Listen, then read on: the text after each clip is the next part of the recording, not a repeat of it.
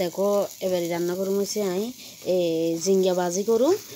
দেখো জিঙ্গা কৌড়ি লইলাম, কৌড়ি ধুই নিলাম, ধুই কাঁচামরিচও কাটি দিলাম।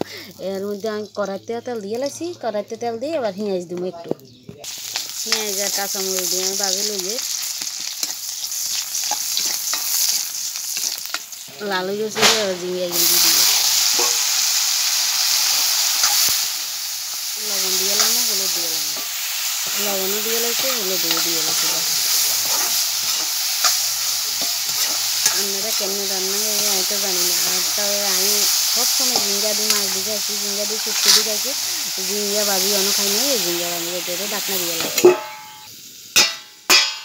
ডাকনা দিলে জল বাড়ে হয়েছে না। আর ডাকনা দিতাম না, ডাকনা দিলে বেশি জল বাড়ে।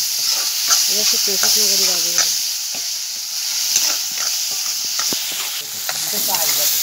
বাজার গেছে দেখছি না কত সুন্দর ভাবে হয়েছে। সোমবারই গেছি, খুব টেস্টি লাগে। এর গরম ভাতের লাগে আপনারা খাই খাইবেন, ভালোই লাগবে। আমার তো ভালো লাগে এমনি রান্না যদি খাই আমি, আমার তো ভালো লাগে গো। একটু এখানে খুব সুন্দর লাগে।